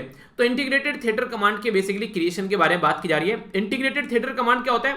आज की डेट में इंडियन नेवी, इंडियन एयरफोर्स की अपनी खुद की 7 जो बेसिकली आप लोगों को देखने को मिलेगी कमांड है। नेवी के पास में अलग से 3 कमांड है। तो ये बिल्कुल ऐसे ही है जैसे आप लोग देख सकते हैं कि अगर किसी पर्टिकुलर एक घर के अंदर आप लोग जाओगे, ठीक है, हर एक इंसान के पास में अपनी खुद की गाड़ियां हैं, ठीक है। अब यार इतनी गाड़ी की क्या जरूरत है कि पता चला घर में 6 आदमी हैं और 5 आदमी खुद गाड़ी लिए घूम रहे हैं। चलो ज्यादा ना कम नहीं करनी है, कम से कम 2 गाड़ी रख लो, एक टाइम पर एक इंसान यूज कर ले। पर लेकिन 5-5 गाड़ी एक घर में, तो आप लोग समझ सकते हैं कि एक तरीके से रिसोर्सेज का वेस्टेज है, एक तरीके से आप लोग ऐसा बोल सकते हैं। या तो ये इंसान जो है घर में सारे के सारे अंबानी की कैटेगरी में आते हैं कि सबको एक तरीके से एक टाइम पे हर एक इंसान के लिए बिल्कुल अवेलेबल होनी चाहिए कि हाँ टाइम जरा सा भी इनका इधर उधर नहीं होना चाहिए, ठीक है। तो उसके भी अगर इतनी तरीके से यहाँ पर बातें की जा रही है तो ये कहीं ना कहीं एक तरीके से ये मानने की कोशिश आप लोग कर सकते हैं यहाँ पर कि रिसोर्सेज का वेस्टेज है, वरना 2 गाड़ी से भी काम चल जाएगा। नॉर्मली तो इंसान एक रहते हैं, पर चलो 2 रख लो, इसके अलावा एक बाइक वगैरह रख लो और भी चीजें। पर लेकिन अगर गाड़ी पर्टिकुलर पर्सन अगर लेकर चल रहा है तो रिसोर्सेज का कितना ज्यादा यहाँ पर हनन होता है, तो वो चीजें आप लोग यहाँ पर देख सकते हैं। तो यहाँ पर इसी तरीके से अगर सेम चीजें आर्मी के पास में, सेम चीजें एयरफोर्स के पास में, सेम चीजें नेवी के पास में, और वो सारी चीजें एक टाइम पर एक इंसान यूज कर रहा है और दूसरे की फ्री खड़ी है, तो ये बिल्कुल ऐसे है कि यार तुम्हारे घर पर मोटरसाइकिल है कि यार दे दो मुझे, एक बार थोड़ा दूर तक जाना है, ठीक है। तो उसको चलो कोई नहीं मोटरसाइकिल दे दो, पर लेकिन हाँ दूसरे का सामान ले और दो, तो थोड़ा उसको सेफ भी रखो, इनकी तोड़ कर पकड़ा दे फिर उसको, ठीक है। कई बार ऐसी भी चीजें देखने को मिलती है, ओके। तो ये चीजें नहीं है, अगर किसी के सामान में कोई दिक्कत हो जाए तो उसको प्रिपेयर करके, प्रॉपर रिपेयर करके तब दूसरे का सामान दो, ठीक है। अपने सामान से ज्यादा दूसरे के सामान की हमेशा सुरक्षित रखना चाहिए, चाहे कुछ भी कंडीशन क्यों ना हो जाए। तो ये सारी चीजें आप लोगों को देखने को मिलेगी। तो बेसिकली उसी के बारे में बात की जा रही है यहाँ पर। अगर बात करें तो यहाँ पर इसके बारे में देखें तो सबको कैसे कोइंसाइड करके काम कर सकते हैं। तो बेसिक कंपोनेंट क्या हो सकते हैं यहाँ पर डिफेंस की कैटेगरी में, तो कैसे इनको वर्टिकली स्प्लिट किया जा सकता है कमांड स्ट्रक्चर को, किस तरीके से यहाँ पर प्रॉफिटेबल चीजें बनाई जा सकती है, कैसे उनकी प्रोफाइल तैयार की जा सकती है, कैसे सारी चीजें मिलकर यूज की जा सकती है, उसी के बारे में बेसिकली यहाँ पर बात की गई। यानी कहने का मतलब है कि रिसोर्सेज को एक ऑप्टिमम यूटिलाइजेशन की कोशिश की जा रही है कि रिसोर्सेज को ढंग से यूटिलाइज कर सके, ओके। तो ये है बेसिक फंडा। आगे बढ़ते हैं, यहां पर जो न्यूज होगी वो थोड़ी सी डिटेल में होगी। तो यहां पर अब आपके लिए लॉन्ग न्यूज होगी तो इनको डिटेल में समझेंगे। इंटरनेशनल न्यूज के बारे में सबसे पहले बात करते हैं। यहां पर बात की जा रही है जेन गार्डन और काइजन एकेडमी के बारे में। तो ये दोनों जापानीज टर्म है। तो यहां पर अभी हमारी कंट्री के प्राइम मिनिस्टर मोदी साहब के द्वारा इनोग्रेट किया गया इसको। तो इसके बारे में क्वेश्चन आप लोगों से पूछा जा सकता है। सबसे पहले तो किसके साथ कहां पर इसको चीजों को देखने को मिलेगी आप लोगों के, तो अहमदाबाद मैनेजमेंट जो एसोसिएशन है गुजरात के अंदर, वहां पर ये चीजें आप लोगों को देखने को मिलेगी। तो यहां पर जो ज्वाइंट एक तरीके का ये प्रोग्राम आप लोग बोल सकते हैं, जापान जो इंफॉर्मेशन एंड स्टडी सेंटर है, ठीक है, इसी के साथ में यहां पर जो ये इंडो जापानीज फ्रेंडशिप जो एसोसिएशन है, तो मिलकर काम इनके द्वारा किया जा रहा है, ठीक है। तो इसमें बेसिकली ये एक तरीके से आप लोगों को देखने को मिलेगा जापान के द्वारा जो सपोर्ट किया जा रहा है, यहां पर ये है हाइगो इंटरनेशनल एसोसिएशन, तो इसके द्वारा इसको सपोर्ट किया जा रहा है। ट्रेडिशनल जापानीज एलिमेंट आप लोगों को यहां पर एक तरीके से इंक्लूड करने की कोशिश की जा रही है सोसाइटी के अंदर। देखिए आप लोग अगर कभी भी कोई दोस्त बनाओ ना, एक ऐसा इंसान दोस्त बनाओ जिसकी जो क्वालिटी हो, जिसका जो एक इंटेलिजेंस लेवल हो वो आप लोगों से डिफरेंट हो, ठीक है, ताकि आप लोग उसको चीजें सिखा सको और वो आप लोगों को चीजें सिखा सके। आज की डेट में इंसान जो है ना, दोस्त जो होता है वो बिना देखे बना लेता है। दो चार बातें ढंग से करी, अच्छा सिगरेट पीते हो, हाँ दारू पीते हो, हाँ बियर पीते हो, हाँ मैं भी पीता हूँ, चिकन खाते हो, हाँ मैं भी खाता हूँ, चलो ठीक है यार दोस्ती हो गई, पक्का तुम तो मेरे वाले आदमी हो, ठीक है। तो ये वाली चीजें नहीं होनी चाहिए। उस इंसान के अंदर क्या क्या चीजें आप लोगों को बेसिकली, एक जो दोस्त रहते हैं ना, वो इंसान में बहुत बड़ा रोल प्ले करता है लाइफ में। अगर दोस्त अच्छा होगा तो इंसान की लाइफ बन जाती है, और अगर दोस्त की कैटेगरी सही नहीं है तो ऐसे इंसानों की लाइफ जो है वो बर्बाद भी होती रहती है। यानी कि अगर 3 दोस्त अच्छे हैं, उसमें एक ऐसा आ जाए जो कि एक बर्बाद इंसान है, तो बर्बाद इंसान भी अपनी लाइफ में सक्सेस होता हुआ आप लोगों को नजर आएगा। पर लेकिन 3 दोस्त अगर बर्बाद हैं और उसमें एक सही इंसान भी आ जाए, तो सही इंसान आप लोगों को बर्बाद होता हुआ नजर आएगा। तो ये आप लोग डिसाइड कर लीजिए। आप लोगों ने सुना भी होगा किसी महान पर्सनैलिटी के द्वारा ये बोला गया है कि मैं आप लोग अपने दोस्तों से मुझे मिलाइए, मैं आप लोगों को बता दूंगा कि आप लोगों का लेवल क्या है, यानी कि किस कैटेगरी के आप लोग इंसान हैं, यानी कि आप लोगों की जिंदगी कितनी प्रोडक्टिव है। तो सारी चीजें आप लोगों की पता चल जाएगी। 2 तरीके से चीजों की पता लग जा सकती है। एक तो आप लोगों का कोई अगर 1 महीने का क्या 1 हफ्ते का भी अगर कोई शेड्यूल देख लेगा ना, आप लोगों का 1 हफ्ते का शेड्यूल देखकर आप लोगों को बता देगा कि आप लोगों की लाइफ जो है आने वाले 15-20 सालों में कहां जाने वाली है। क्योंकि इंसान का जो इंटरप्रिटेशन होता है ना लाइफ का, वो उसी के पैटर्न में चलता रहता है। आज कैसा है कल को भी ऐसे रहेगा, परसों को भी ऐसे रहेगा। बहुत कम इंसान ऐसे हैं जो अपनी लाइफ में चेंज कर पाते हैं कि आज डायरेक्शन में इसमें चल रहे हैं, कल को इस डायरेक्शन में चले जाएंगे। तो ये रीजन होता है सबसे बड़ा कि इंसान जो है लाइफ में प्रोडक्टिव नहीं हो पाता है, क्योंकि अपने कंफर्ट जोन को छोड़ने के लिए तैयार ही नहीं हो पाता है। तो इसलिए हमेशा दोस्त जो है ऐसे रखिए जो आप लोगों को प्रोडक्टिव बनाए, ना कि आप लोगों को बर्बाद करे कि चल यार बीड़ी पीते हैं, सिगरेट पीते हैं, दारू पीते हैं। एक आध दिन तो यार दारू पी लेनी चाहिए, कभी कभी तो खुशी में पी लेनी चाहिए। हाँ खुशी में पी लो, अमृत है, जिंदगी सुधार देगा। पर लेकिन ये चीजें आप लोगों को देखने को मिलती हैं, तो ये सही चीजें नहीं है। तो इनके बारे में आप लोग देखिए, कभी भी चीजें किसी के बोलने पर मत करो। अगर आप लोगों को लग रहा है अंदर से दारू पीनी चाहिए, आप लोग खुद से पीनी चाहिए, तो खुद से पियो, बैठ के दबा के बोतल पियो, ठीक है। फिर दीवार में सर मारो 2-4 बार, तो सही हो जाएगा दिमाग। तो कहने का मतलब यह कि कभी भी किसी के बहकावे में आकर हमेशा इंसान जो है आप लोगों को सोच सकता है कि हाँ ये इंसान यार बर्बाद ना हो, सक्सेस हो जाए, पर वो ये कभी नहीं सोचेगा कि वो आप लोगों से ज्यादा सक्सेस हो जाए, ठीक है। तो इसलिए हमेशा आप लोगों को देखने को मिलेगा लोग जो है मैक्सिमम 99.9% लोग जो है आप लोगों के टांग खींचते हुए नजर आएंगे। बहुत कम % लोग ऐसे मिलेंगे जो आप लोगों के काम में सपोर्ट करेंगे, बहुत सही जा रहे हो भाई साहब, कर सकते हो, करो, ठीक है। तो इस तरीके का लोग अगर मिल जाए तो वो इंसान सही है आप लोगों की जिंदगी में, ठीक है। तो इस तरीके से देखिए, तो जापानीज जो कल्चर है यहाँ पर, जापानीज मुझे अपनी कंट्री के बाद में अगर कोई सबसे बेस्ट कंट्री लगती है तो वो है जापान, ठीक है। जापान के अंदर सबसे इंपॉर्टेंट जो चीज लगती है मुझे टाइम के इतने पक्के हैं ना यार वो लोग कि जिसकी कुछ हद नहीं है, ठीक है। जैसे आप लोग टाइम के पक्के हो ना, 9 बजे आ जाते हो, डायरेक्ट सुबह 7 बजे आ जाते हो, तो वो भी बिल्कुल जापानीज टेंडेंसी आप लोग फॉलो कर रहे हो। तो जापानीज के अंदर बहुत सारी ऐसी कल्चर की चीजें हैं जो इंडिया के अंदर बेसिकली इनकॉर्पोरेट की जा सकती है। जापान के अंदर स्कूल के अंदर जो बच्चे खुद साफ सफाई करते हैं वहां पर। जापान का education system one of the best education system है। मार्केट में जापान की गाड़ी, जापान के प्रोडक्ट आप लोग देखिए, जापान का कोई भी प्रोडक्ट आप लोग उठा के देखिए, उसकी क्वालिटी की एश्योरेंस दी जाती है कि हाँ क्वालिटी के बारे में और उसकी सर्विस के बारे में क्वेश्चन मार्क नहीं लगा सकते आप लोग उनके ऊपर। तो ये है जापानीज क्वालिटी। तो लेकिन पर उनके डेडिकेशन की वजह से यहां पर है, वो जिंदगी अपनी हथेली पर लेकर जीते हैं। सुनामी आ जाती है जरा सी देर में, वहां पर भूकंप दुनिया भर के आते हैं, तो उसको जरा सी देर में फिर से रिकवर वहां से हो जाते हैं। इस तरीके से वो जिंदगी जीते हैं। इतनी साफ आप लोगों को देखने को मिलेगी वहां पर कंट्री कि अगर अभी एक बच्चे के द्वारा एक पिक्चर शेयर की गई थी, वो बेसिकली ऐसी पिक्चर थी, मैं डालना भूल गया। उसमें दिखाया गया कि जापान में बाढ़ आ गई और जापान में किस तरीके से पानी भरा हुआ है, और इंडिया में बाढ़ आ गई, इंडिया में कैसे पानी भरा हुआ है। जापान में बाढ़ आ गई, पानी जो था वो बाढ़ का पानी था, ऐसा लग रहा था कि पानी के नीचे तक आप लोग झांक कर देख सकते हो उसमें, ठीक है। इंडिया में बाढ़ आ जाए तो वहां पर पॉलिथीन, ये प्लास्टिक के बैग, पता नहीं क्या क्या आप लोगों को देखने को मिलेगा उसके अंदर, दुनिया भर का कचरा, ठीक है। तो हमारी कंट्री में जो लोगों की जो आदतें हैं ना, वो काफी ज्यादा खतरनाक है। तो ये सारी चीजें आप लोग एथिक्स के अंदर जो मैं बात बता रहा हूं ना यहाँ पर, ये इनको इंक्लूड कर सकते हो कि इंसान की जो टेंडेंसी है उसके बारे में कई बार आप लोगों से क्वेश्चन भी पूछे जाते हैं, इंटरव्यू में आप लोगों से क्वेश्चन पूछे जाते हैं, तो इनको आप लोग इंक्लूड कर सकते हो जो एक्स्ट्रा बातें होती हैं। जेन के बारे में बात की जा रही है, तो यहाँ पर बेसिकली महायाना बुद्धिज्म से रिलेटेड यहाँ पर ये स्कूल से कनेक्ट है यहाँ पर। तो जेन का मतलब होता है, जापानीज में जेन बोलते हैं, इंडियन जो बोलेंगे उसको, या फिर इंग्लिश में आप लोग बोल सकते हो उसको मेडिटेशन, ठीक है। तो मेडिटेशन एक तरीके से इसको बोल सकते हैं, योग आप लोग नॉर्मली बोल देते हैं, ठीक है। तो इसका मतलब होता है जेन का मतलब होता है मेडिटेशन, मेडिटेट करना, ठीक है। काइजन ये काफी इंटरेस्टिंग शब्द है, इसको तो दीवार पर चिपका दो लिखकर। रीजन क्या है? काइजन का मतलब होता है कॉन्टिन्यूअसली इंप्रूवमेंट करना, यानी कि आज आप लोगों ने अगर 4 चक्कर लगाए हैं किसी पर्टिकुलर एरिया में, आप लोगों ने रनिंग की है, आज आप लोगों ने 2 किलोमीटर अगर दौड़ी है आप लोगों ने, तो अगले दिन जो है 2 किलोमीटर 10 मीटर दौड़ना है, 2 किलोमीटर 15 मीटर दौड़ना है, 2 किलोमीटर 5 मीटर दौड़ना है, पर लेकिन कल से बेहतर करना है। तो कॉन्टिन्यूअसली इंप्रूवमेंट जिसको कहते हैं ना, तो चेंज फॉर द बेटर, तो ये इसको बोलते हैं काइजन। तो ये जापानीज वर्ड है जो काफी इंपॉर्टेंस रखता है अपने आप में, तो इसको आप लोग जिंदगी का पार्ट बना सकते हैं। तो इंफेसिस दिया जाएगा यहाँ पर मेडिटेशन के ऊपर, जो इंट्यूशन के अंदर जो आप लोगों के अंदर से जो चीजें निकल के आती हैं, भावनाएं, रेदर देन रिचुअल वर्शिप। हमारी कंट्री में क्या होता है, हमारी कंट्री में ज्यादा वैसी चीजों पर ज्यादा फोकस करते हैं, ठीक है। जैसे कि आप लोगों ने देखा होगा आज की डेट में अगर बात की जाए, आप लोगों को ये पता होना चाहिए कि गॉड जो है वो एक है, ठीक है। चाहे अल्लाह बोल लो, चाहे भगवान बोल लो, चाहे गॉड बोल लो, चाहे जो भी आप लोग उसको बोल सकते हैं, वो नॉर्मली एक ही होता है, ठीक है। कई सारे लोग आप लोगों को स्पेस में प्रैक्टिस करते हुए नजर आते हैं, कई सारे आप लोग जो है वैसे रिचुअल्स फॉलो करते हैं, ठीक है। आप लोगों ने देखा होगा कोई जा रहा है कि मतलब बनेगी कि कहीं जा रहा है, कहीं पर वो पर्टिकुलर की लेटते लेटते वहां पर जाएगा, उस मंदिर में उसने ये बोला है कि लेट लेट कर वहां पर जाएगा, ठीक है। ऐसी चीजें आप लोगों ने देखी है, ठीक है। तो ये चीजें जो होती हैं बेसिकली ये अलग अलग रिचुअल्स हैं। चलो किसी को ट्रस्ट है उसमें कोई दिक्कत नहीं है, इंसान जो है इसके ऊपर ट्रस्ट कर सकता है, पर लेकिन जापानीज जो चीज है वो इसको ज्यादा प्रेफर न कर वो मेडिटेशन पर ज्यादा फोकस करते हैं, ठीक है। अगर इंसान जो है अपने दिमाग को शांत रख पाता है जिंदगी में, तो इससे ज्यादा प्रोडक्टिव और कुछ है ही नहीं है। तो ये है यहाँ पर जापानीज फंडा, ठीक है। तो काइजन जो है ये जापानीज बिजनेस फिलोसफी है, याद रखिएगा इसके बारे में, जो कि प्रोडक्टिविटी के बारे में बात करती है। ग्रेजुअली इंप्रूवमेंट आप लोगों की लाइफ में होना चाहिए, तो इसके चलते आप लोगों को देखने को मिलेगा वर्क इन्वायरमेंट और इफिशिएंट होगा। तो अगर कल को चलकर कोई कंपनी भी आप लोग स्टार्ट करते हो, तो काइजन वाला फंडा वहां पर इंप्लीमेंट कर सकते हो। ये जेन और काइजन, यानी कि एक तो मेडिटेशन कराओ, जो भी आप लोग का स्टाफ हो उसको प्रॉपर वे में, ठीक है, सही तरीके से उनको उनकी लाइफ में इंप्रूवमेंट होना चाहिए, उनको उनके फ्यूचर के प्लान दिखने चाहिए, अगर कल को चलकर इस तरीके से चीजें हो, ठीक है। ये ऐसा नहीं कि आप लोगों को यहाँ पर ये कंपनी में ही करना है, अपने घर में अगर आप लोग इसको इंप्लीमेंट करो तो वहां पर भी इसको इंप्लीमेंट कर सकते हो। एक इंसान एक घर को बना सकता है यार, तो आप भी उस घर को बना सकते हो, अगर रियलिटी में आप लोग अपने घर को बनाना चाहते हैं तो, ठीक है। आगे बात करते हैं जिसको मैंने बोला था कि मेरा फेवरेट ये टॉपिक आप लोगों को देखने को मिलेगा।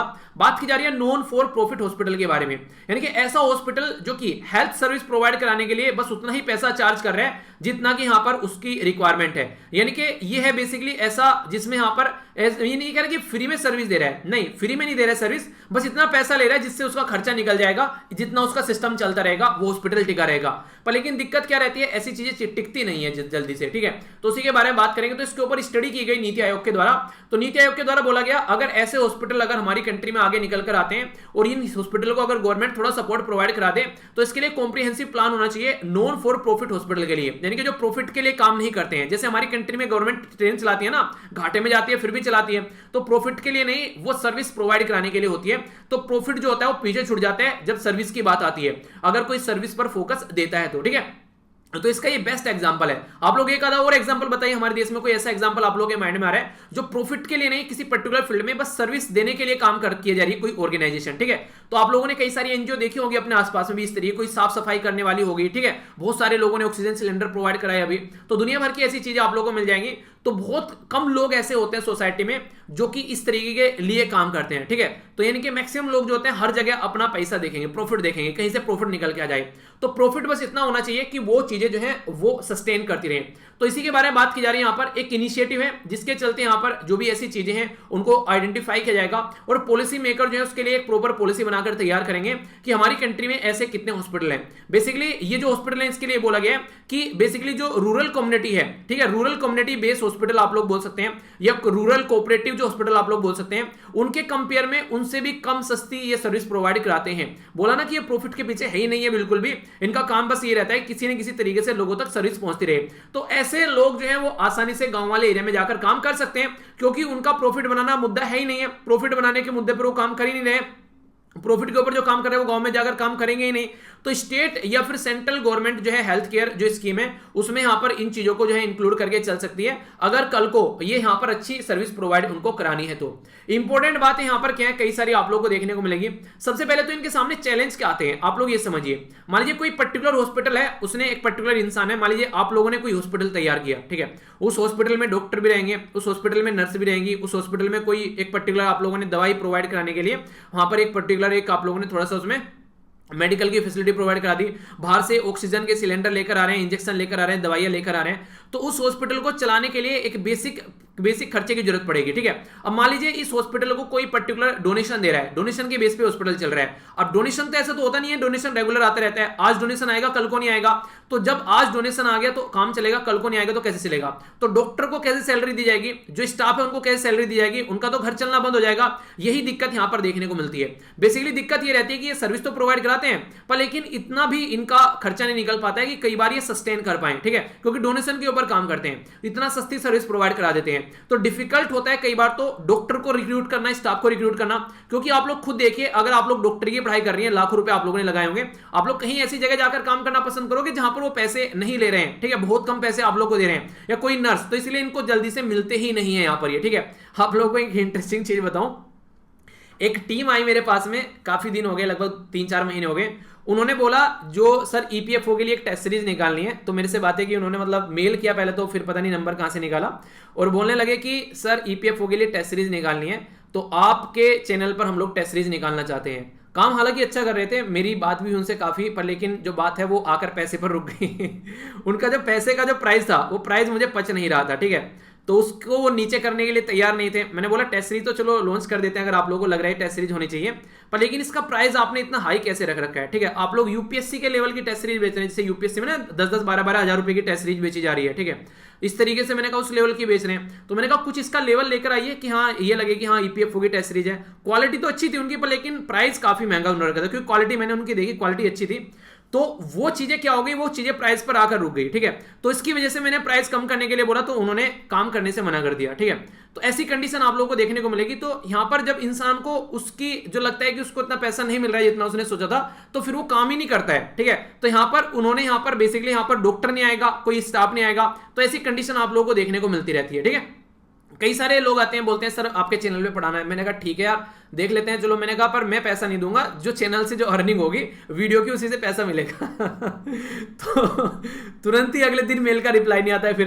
तो ऐसी चीजें आप लोगों को देखने को मिलती हैं। तो बहुत सारी ऐसी चीजें, फिर मैंने डिसाइड किया, मैंने कहा अपन अकेले ही चलते हैं। ठीक है, यही सही है, क्योंकि दूसरों को लेकर आएंगे तो फिर अलग अलग से चीजें चलने लगती है। ठीक है, फिर इंसान को उसमें दिखने लगता है कि पैसा कहां से कमाना है, फिर और दिमाग चलने लगता है। ठीक है, फिर चीजों को स्टैब्लिश करना होता है, तो वो वाली चीजें आने लगती है। तो इसी के चलते कई बार क्या होता है, कैश फ्लो नहीं हो पाता है, तो मान लीजिए किसी को रख लिया नीचे काम करने के लिए। अब यूट्यूब तो ऐसा है, ऊपर नीचे चलता रहता है, तो इस तरीके से कल को पैसा कहां से आएगा उसको देने के लिए। ठीक है, तो यहां पर ऐसे हॉस्पिटल में भी ऐसे ही रहता है। ठीक है, कल को पता चला कि स्टाफ को सैलरी नहीं मिल पा रही है, तो कैसे काम चलेगा? तो एक तरीके से उनके प्रॉपर ऑपरेशन जो होते हैं वो भी बर्डनिंग में चलने लगते हैं, उनके ऑपरेशन नहीं चल पाते हैं, और कई सारे ऐसे हॉस्पिटल जो हैं वो बंद होने की कगार पर आ जाते हैं अगर उनको टाइम पर डोनेशन न मिले तो डोनेशन से चीजें चलती। ये तो आप लोगों ने देखा ना वर्ल्ड हेल्थ ऑर्गेनाइजेशन के बारे में भी।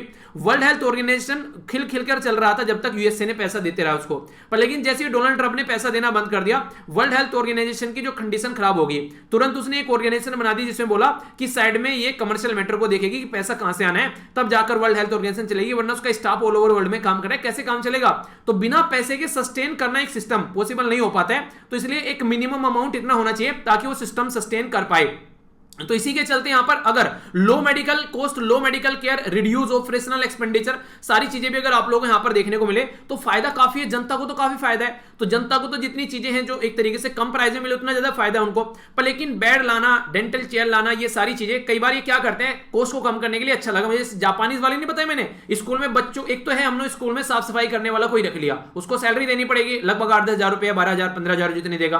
पर लेकिन अगर सोचिए बच्चों को ही वहां पर पैटर्न में लगा दिया कि एक दिन तुम सफाई करो, एक दिन तुम सफाई करो, आगे चलकर उनकी लाइफ में डिसिप्लिन भी आएगा, अपनी चीजों की सफाई खुद करेंगे, तो एक तरीके से उससे क्या होगा, खर्चा कम हो जाएगा। एक पर्टिकुलर जो साफ करने वाला इंसान था वो नहीं है वहां पर, तो ऐसा देखने को मिलेगा। तो कई बार ये क्या करते हैं, अपने आप ही, जैसे कि बेड अपने आप बना लिया, ठीक है, डेंटल जो चेयर अपने आप बना ली, यहां पर कुछ जो इंफ्रास्ट्रक्चर ढांचा जो है वो अपना खुद से बना लिया। तो इस तरीके से मल्टी जो टास्किंग वर्कफोर्स आप लोगों को देखने को मिलती है, इनके अंदर खुद से ही सारा काम यहां पर करने लग जाते हैं। तो इससे क्या होता है, इनका पैसा बच जाता है यहां पर, और उस पैसे को फिर सर्विस में यूज कर लेते हैं। तो ऑपरेशनल जो कॉस्ट है इनकी उसको कम करने की कोशिश करते हैं, क्योंकि प्रॉफिट के लिए काम नहीं कर रहे हैं, सर्विस प्रोवाइड कराने के लिए काम कर रहे हैं। पर लेकिन इनका सर्वाइवल जो मुश्किल पड़ जाता है वो सोचने के लिए मजबूर करता है कि ये चीजें कब तक एग्जिस्ट कर पाएंगी।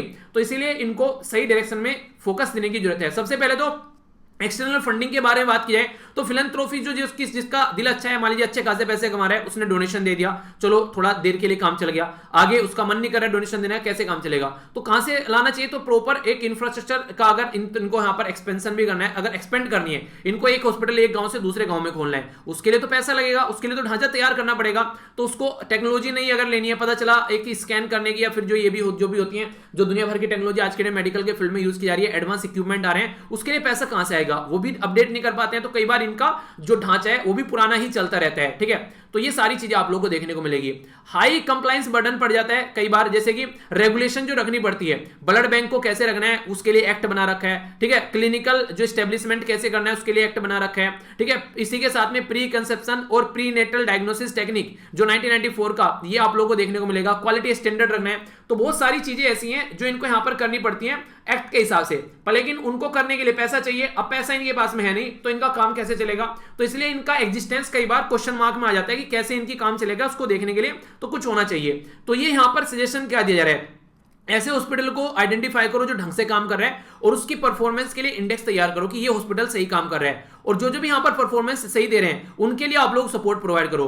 दूसरा, यहां पर टैक्स एग्जेम्पशन कितना सारा दिया जा सकता है जो डोनेशन देता है उसके लिए, या कोई मेंबरशिप जो फीस आती है यहां पर किस तरीके से आप लोग उसको टैकल कर सकते हैं, ये भी काफी ज्यादा जरूरी है यहां पर ये। इसी के साथ में हॉस्पिटल जो है उनको मैनेज करने के लिए ह्यूमन रिसोर्स जो है वो किस तरीके से उनको फाइनेंस मिल रहा है। अगर कोई रिमोट एरिया में भी जाकर काम कर रहे हैं, पता चला वहां मरीज नहीं आ रहे हैं, कई बार लोगों को भी ऐसा लगता है कि कई बार ऐसा हॉस्पिटल अगर कोई है कि सर्विस अच्छी नहीं प्रोवाइड करा रहा होगा यार, क्यों? क्योंकि बहुत सस्ती दे रहा है। कई सारे लोगों को तो प्राइस पे ही जाकर ये लगता है कि हाँ ये अच्छा है, तो ऐसा कर देना चाहिए कि प्राइस जो है पर्टिकुलर सर्विस का, ये बोलो कि ये सर्विस जो है 5,000 रुपए की है। ठीक है, पर लेकिन जो गरीब है उसको ये 2,500 रुपए में मिल जाएगी। तो इस तरीके से भी काम किया जा सकता है, ताकि उनका अगर कोई अच्छा खासा इंसान इसको लगता है कि पैसा दिया जा सकता है तो उससे पैसा ले लो फिर। ठीक है, ताकि उसकी स्टेब्लिशमेंट चलता रहे। तो कुछ ना कुछ रनिंग कंटिन्यूअस कराने के लिए मॉडल को एक पर्टिकुलर एक बेसिक रिक्वायरमेंट रहेगा यहाँ पर। तो ये काफी एक इंपॉर्टेंट टॉपिक है। हमारी कंट्री में हेल्थ के ऊपर ज्यादा खर्चा होता नहीं है, उसको बढ़ाने की कोशिश की जा रही है। तो 1 पॉइंट समथिंग के करीब हमारी कंट्री में हेल्थ के ऊपर खर्च किया जाता है। ठीक है, तो उसको कैसे 3-4 तक लेकर जाना है, 6 तक भी बोला जाता है। सेम एजुकेशन का फंड है, उसके ऊपर भी ऐसे ही रहता है। तो आप लोगों से अगर हेल्थ के बारे में कुछ लिखने के लिए तो काफी इंपॉर्टेंट ये पॉइंट है जो आप लोग वहां पर इंक्लूड करके चल सकते हो। खासकर जब रूरल एरिया में बोलते हैं ना कि हेल्थ का ढांचा कैसे डेवलप करना है, तो उसके लिए तो काफी इंपॉर्टेंट पॉइंट आप लोग इसको इंक्लूड कर सकते हो। ठीक है, ये एक इंपॉर्टेंट पॉइंट था जो कि याद रखिएगा। आगे चलते हैं, आगे बात की जा रही है वन ट्रैक और मल्टीपल टेस्ट, ये बोला गया है। यानी कि आज की डेट में हमारी कंट्री में एक ऐसा ट्रैक डेवलप किया जा रहा है। ये ट्रैक ऐसा ट्रैक है जहां पर बड़ी बड़ी गाड़ी, अगर मैं आप लोगों से जैसे बोलूं जैसे कि BMW हो गया, मर्सिडीज होगी, इनका अगर टेस्ट चेक करना है, अगर हमारी कंट्री में आप लोगों को गाड़ी देखने को मिलेगी तो इनको टेस्ट कहां पर किया जाता है? फॉरेन में किया जाता है। इनको हमारी कंट्री में अगर टेस्ट करना है, कोई ऐसा ट्रैक सिस्टम ही नहीं है, तो उसी के लिए टेस्ट सिस्टम तैयार किया गया ताकि कल को अगर हमारी कंट्री में भी ऐसी गाड़ी बनाने की क्षमता हो सके, ऐसी गाड़ी बेसिकली बनाई जा सके। ऐसा ना हो कि गाड़ी इंडिया में बनाओ और जाकर उनको टेस्ट जो है फॉरेन में कर लेकर आओ, तो नहीं होना चाहिए। तो अपने ही कंट्री में उनके टेस्ट होने चाहिए। तो मिनिस्ट्री ऑफ हैवी इंडस्ट्री और पब्लिक एंटरप्राइज के द्वारा भी यहां पर नेटरेक्स के बारे में बेसिकली बात की जा रही है। तो ये हाई स्पीड ट्रैक ये आप लोगों को देखने को मिलेगा बेसिकली यहां पर, कहां पर? इंदौर मध्य प्रदेश के अंदर में। ठीक है, तो यहां पर ये बेसिकली जो पीतमपुरा है बेसिकली मध्य प्रदेश के अंदर, उसमें तो इंदौर याद रख लीजिएगा, ज्यादा अंदर नहीं घुसना है। ठीक है आगे चलते हैं। यहां पर स्टेट ऑफ आर्ट के बारे में बात की जा रही है कि यहां पर बेसिकली जो फोकस रहेगा वो स्टेट ऑफ आर्ट के ऊपर फोकस रहेगा। स्टेट ऑफ आर्ट को अगर आप लोगों से कोई पूछे कि यार ये स्टेट ऑफ आर्ट क्या बवाल है, तो आप लोग उसके बारे में क्या बोलोगे? तो नॉर्मल तरीके से अगर आप लोग इसको समझना चाहते हैं तो देखिए इसका बेसिक एक तरीका ये होता है स्टेट ऑफ आर्ट को कि मोस्ट रिसेंट जो डेवलपमेंट हुआ है, यानी कि जैसे मैंने बोला ना अभी कि माइक को चेंज कर रहा हूं मैं। ठीक है, तो एक नई टेक्नोलॉजी अडेप्ट की जा रही है, तो ये लेटेस्ट नई टेक्नोलॉजी है। ठीक है, एक तरीके से नया फीचर कोई मार्केट में है, आप लोगों को नया फोन मिल गया एकदम आते ही कि हाँ नया फोन आया मार्केट में, तुरंत 5G फोन आ गया, तुरंत अडेप्ट कर लिया उसको। तो वो होता है बेसिकली लेटेस्ट टेक्नोलॉजी के ऊपर काम करने वाला जो सिस्टम है। ठीक है, तो ये मोस्ट रिसेंट जो भी डेवलपमेंट की स्टेज है उसके बारे में बात की जा रही है। तो उसके चलते जो भी ये चीजें हैं, ये सर्टिफिकेशन सेंटर आप लोगों को देखने को मिलेगा। तो अगर बात करें यहां पर बेसिकली बात की जा रही है नेट्रिप के बारे में, तो इसको national automotive testing research and development ये इंफ्रास्ट्रक्चर प्रोजेक्ट बोला गया है। ये इसका इंपॉर्टेंट नाम याद रखिएगा। अगर बात करें यहां पर बेसिकली वर्ल्ड क्लास का 11.3 किलोमीटर हाई स्पीड ट्रैक तैयार किया जा रहा है, जो कि यहां पर लॉन्गेस्ट है एशिया के अंदर और फिफ्थ लार्जेस्ट है यहां पर वर्ल्ड के अंदर। तो ये एक इंपॉर्टेंस इसकी देखने को मिलेगी। यहां पर जो सेंटर ऑफ एक्सीलेंस देखने को मिलेगा व्हीकल डायनेमिक्स में, यानी कि 50 किलोमीटर का जो आप लोगों को देखने को मिलेगा, ये बेसिकली फ्रॉम इंदौर, ये बेसिकली जो 50 किलोमीटर अवे देखने को मिलेगा आप लोगों को। जो ट्रैक है वो तो 11 किलोमीटर का है, जो कि मध्य प्रदेश में जो इंदौर है उससे। ठीक है, जो आप लोगों को देखने को मिलेगा। ठीक है, तो जो फाइनेंशियल कैपिटल भी बोली जाती है, नॉर्मली तो आप लोगों को भोपाल देखने को मिलती है ना, तो इसके चलते यहाँ पर ये रिसेंटली अभी न्यूज में है। जो ये सर्टिफिकेट वगैरह भी आप लोगों को दिया जाएगा, इसके चलते यहाँ पर जो भी टेस्ट वगैरह होगा, तो प्रोटोटाइप जो होता है उसको चेक करने की कोशिश की जाती है अगर मार्केट में गाड़ी को उतारना है, ठीक है। तो उसी के चलते यहाँ पर जो भी कंपनीज है जो फॉरेन में काम करती है, अपनी कंट्री में अगर वो क्या करती है, बाहर जाकर उनको बेसिकली चेक कराना पड़ता है, ठीक है। हाई स्पीड के लिए उनको अब्रोड में जाकर टेस्ट करना पड़ता है। हमारी कंट्री में कोई ऐसा प्रोटोटाइप नहीं था, कोई ऐसी डेवलपमेंट नहीं था, कोई कंडीशन नहीं थी जिसके चलते काम किया जा सके। अब वन स्टॉप सॉल्यूशन यहाँ पर हो जाएगा, अपनी ही कंट्री में चेक की जाएंगे हाई स्पीड परफॉर्मेंस कैसी है टेस्टिंग की, और अपनी ही कंट्री में वाइड लार्ज स्केल पर इनको चीजों को इंप्लीमेंट किया जा सकेगा। तो बड़ी बड़ी जो कंपनी है जैसे BMW हो गया, मर्सिडीज होगी, ये जो ऐसी ऐसी गाड़ी की कंपनी है, अब हमारी कंट्री में आकर अगर को ये मैन्युफैक्चरिंग हब बनाना चाहती है तो उनको आसानी होगी, टेस्ट करने के लिए उनको बाहर नहीं जाना पड़ेगा, हमारे ही देश में सारी चीजें उनको एक जगह इकट्ठी मिल जाएगी। तो ये है बेसिकली इसके पीछे आइडिया, ठीक है। तो यानी कि इन्वेस्टमेंट को लाने की कोशिश की जा रही है। आप लोगों की क्या राय है इसके बारे में, आप लोग बताइए, ठीक है। एनर्जी के बारे में बात करते हैं, ये काफी एक इंपॉर्टेंट आर्टिकल है, आप लोगों से डायरेक्ट एग्जाम में क्वेश्चन पूछा जा सकता है। एनर्जी कॉम्पैक्ट के बारे में आप लोगों को मैं बोलूं कि आप लोग जो है कितनी एनर्जी खर्च कर रहे हैं पूरे दिन में। लाइट जलाते हैं, लैपटॉप चलाते हैं, मोबाइल चलाते हैं, फैन चलाते हैं, कूलर चलाते हैं, एसी चलाते हैं, टीवी चलाते हैं, लैपटॉप चलाते हैं। आप लोग बोले कि हम जो इस एनर्जी को कम करेंगे कि कितनी हम लोगों को खर्च करनी है, और मैक्सिमम एक सोलर पैनल लगा लेंगे घर में, और वो जो एनर्जी है सोलर पैनल से हम लोग यूज करेंगे। ऐसा नहीं है कि बस जो बर्बाद कर रहे हैं वैसे ही करते रहेंगे, ठीक है। तो अभी हमारी कंट्री में national thermal power corporation limited जो है फर्स्ट एनर्जी जो कंपनी बन गई है, जिसके द्वारा भी यहां पर एनर्जी कॉम्पैक्ट जो गोल है, जो यूएन के हाई लेवल जो डायलॉग है उसके तहत इनके द्वारा अपना पार्टिसिपेशन दिखाया गया है। एनर्जी कॉम्पैक्ट जो है यहां पर एक तरह का प्लेटफॉर्म है जो कि यहां पर कनेक्ट करता है कमिटमेंट के साथ में कि हाँ हम लोग एनर्जी को अब इतना कम इस्तेमाल करेंगे, या फिर जो भी इस्तेमाल करेंगे वो रिन्यूएबल एनर्जी को इस्तेमाल करेंगे। तो मोबिलाइज जो बेसिकली मोबिलाइज कहता है, तो यूएन एनर्जी के द्वारा कंटिन्यू रहेगा यहाँ पर करंट डिकेड के अंदर बेसिकली सस्टेनेबल डेवलपमेंट गोल 7 के ऊपर फोकस दिया जा रहा है। सस्टेनेबल डेवलपमेंट गोल 7 क्या बोलता है, अफोर्डेबल, रिलायबल और सस्टेनेबल और मॉडर्न एनर्जी फॉर ऑल 2030 तक का। और हम लोग कहां खड़े हुए हैं, 2021 में खड़े हुए हैं, तो 2030 तक का इसके ऊपर फोकस कर रहे हैं। अगर देखना चाहते हैं सस्टेनेबल डेवलपमेंट गोल, तो 7वां आप लोग देखते हैं, ये बात करता है बेसिकली अफोर्डेबल और क्लीन एनर्जी के बारे में। तो अफोर्डेबल माने का सस्ता, यानी कि फ्री में नहीं बोल रहे हैं यहां पर, ये कि सस्ती मिल जाए ताकि इंसान जो है अपने आप खरीद कर उसको बेसिकली यूज कर सके। तो इतना होना चाहिए, बिजली का बिल इतना होना चाहिए ताकि इंसान को वो लगे कि हाँ अफोर्डेबल है, ज्यादा नहीं जा रहा है, पता चला घर का दिवालिया निकल गया, बिजली का बिल देने में लाखों के बिल आ रहे हैं, तो वो नहीं होना चाहिए। तो अफोर्डेबल होना चाहिए और क्लीन होना चाहिए। क्लीन क्या होना चाहिए कि इन्वायरमेंट पर कोई नुकसान न डाले, तो उसके ऊपर फोकस इनके द्वारा किया जा रहा है। इंपॉर्टेंट बात है सस्टेनेबल डेवलपमेंट एक्सेस होनी चाहिए एनर्जी की, रिन्यूएबल एनर्जी होनी चाहिए जैसे कि सोलर एनर्जी हो गया, विंड एनर्जी हो गया, और इफिशिएंसी होनी चाहिए एनर्जी की, ताकि यहां पर इन्वायरमेंट को भी ज्यादा नुकसान न पहुंचाए। तो इसके चलते यहां पर जो वॉलंटरी कमिटमेंट किया जा रहा है, जैसे कि अलग अलग कोई स्टेट का मेंबर है, जैसे कोई पर्टिकुलर कंपनी है स्टेट की, या फिर नॉन स्टेट एक्टर है कोई, यानी कि कोई प्राइवेट कंपनी है, जैसे कि रीजनल लोकल लेवल पर कोई एनजीओ काम कर रही है, तो सब अपना अपना कमिटमेंट करिए। जैसे कि मैं आप लोगों को बोलूं कि ये जो वीडियो है लगभग 25 से 30 हजार लोग देख रहे हैं, अगर हर एक बच्चा जो है वो एक बच्चे को पढ़ाना स्टार्ट कर दे, या फिर हर एक बच्चा जो है जैसे मानसून का टाइम चल रहा है एक एक पेड़ लगाना स्टार्ट कर दे, तो देखते ही देखते 30,000 पेड़ लगा देंगे हम लोग 1 मिनट के अंदर अंदर, ठीक है। तो इस तरीके से क्या होगा, एक तरीके से ये आप लोगों का कमिटमेंट होगा कि हम लोग पेड़ लगाएंगे, ठीक है। और फिर टैग कर देना #SLV आर्मी प्लांटिंग ट्री, तो इस तरीके से तो एक मुहिम चल सकती है इस तरीके से। पर लेकिन अगर मैं बोल रहा हूं यहां पर, अगर लेक्चर देख रहे हैं जैसे 25,000 लोग, तो उसमें से पेड़ कितने लगाएंगे, उसमें से पेड़ लगाएंगे कोई ऐसे ही मुश्किल से 100 लोग निकलकर सामने आएंगे, 100 भी ज्यादा ही बोल दिया, 50 आ जाएंगे। 50 बोलेंगे कि यार फालतू की बातें छोड़ो, कौन देख रहा है, ठीक है। ये वही बात होती है जब बोलते हैं ना कि एक गांव में दूध इकट्ठा करने की बात की गई, तो लोगों ने बोला कि सब जो है यहाँ पर मतलब दूध डालेंगे, मैं 1 लीटर पानी डाल दूंगा तो क्या बिगड़ेगा। जब बाद में देखा गया उसको खोलकर डब्बे को, तो उसमें सबने बेसिकली पानी डाल रखा था, वहां पर दूध था ही नहीं। तो हर एक इंसान जो है ऐसे ही सोचता है, इसलिए अगर आप लोगों ने देखा होगा सक्सेस पाने वाले इंसान काफी कम आप लोगों को नजर आएंगे। रीजन उसका ये रहता है कि वो थोड़ा डिफरेंट सोचते हैं, वरना मैक्सिमम लोग जो है वो कॉमन टेंडेंसी में सोचते हैं। आप लोग क्या लगता है कि वो जो इंसान बोल रहा है कि हाँ मैं पानी डाल दूंगा और सब दूध डाल रहे होंगे, उसको क्या लगता है कि ये इतना बड़ा विचार है, किसी और के दिमाग में नहीं आएगा, इतना बड़ा ही आइडिया हो गया, सामने वाला खुद सोचे बैठा होगा ऐसे। तो ये चीजें जरूरी है सुधारनी। तो इसी के चलते यहां पर काम किया जा रहा है। एनटीपीसी जो है यहां पर वो बेसिकली 6 जो गीगावाट के बारे में बात की जा रही है 2032 तक का, ये रिन्यूएबल एनर्जी करेगी। इसी के साथ में एटलीस्ट 2 इंटरनेशनल अलायंस जो ग्रुप है उसके साथ में मिलकर काम करेगी। कैसे रिसर्च किया जा सकता है, प्रमोट किया जा सकता है सस्टेनेबल एनर्जी को, 2025 तक इसके ऊपर भी फोकस करने वाले हैं। तो काफी सारे ये यहां पर काम करेंगे इस पर्टिकुलर फील्ड में। क्योंकि सबसे ज्यादा जो कंट्रीब्यूशन यहाँ पर रहता है बेसिकली ग्रीन हाउस गैस का, वहीं से निकल कर आता है। तो इसको कैसे निकलना है, इंडस्ट्रियल जो इंडस्ट्रियलाइजेशन हो रहा है कैसे उसको टैकल करके चलना है, क्योंकि इसके चलते 789 मिलियन जो लोग हैं वो यहाँ पर बेसिकली विदाउट एक्सेस है इलेक्ट्रिसिटी के। 2018 के डेटा के हिसाब से बात करें 2.8 बिलियन जो पीपल है वो विदाउट एक्सेस है, क्लीन कुकिंग जो फूड उनको गैस नहीं मिल पाती है, बेसिकली फ्यूल नहीं मिल पाता है, ठीक है। इसी के साथ में 17% जो शेयर करते हैं वो फाइनल एनर्जी कंजप्शन आप लोगों को रिन्यूएबल देखने को मिलेगा। 1.7 जो एनर्जी एफिशिएंसी इंप्रूवमेंट रेट है। तो ये करंट स्टेटिक्स हैं, अगर इनको और इंप्रूव किया जाए तो काफी कुछ आप लोगों को चेंज होता हुआ नजर आएगा, ठीक है। तो ये था टोटल डिस्कशन। देख लेते हैं जल्दी जल्दी हम लोगों ने क्या क्या डिस्कस किया। पहले हम लोगों ने यहां पर देखा इंपोर्टेंट कोटेशन, फिर हम लोगों ने यहां पर एलजीबीटी कम्युनिटी के बारे में कई सारी बातें जानी, इंपॉर्टेंट है याद रखिएगा। स्पोर्ट कॉम्प्लेक्स और एक डिफरेंट तरीके का प्राणी मिल रहा है उसके बारे में जाना। ये पर्टिकुलर एक सिस्टम देखा कि कैसे पायलट्स को बचाया जा सकता है। इसी के साथ में यहाँ पर हम लोगों ने डिफेंस के बारे में न्यूज देखी। यहाँ पर जापानीज से रिलेटेड जो टेक्नोलॉजी वगैरह ये सारी चीजें हम लोगों ने समझी। ज़ेन और काइजन क्या है, कहां पर चीजें स्टेब्लिश की जा रही है बताइएगा।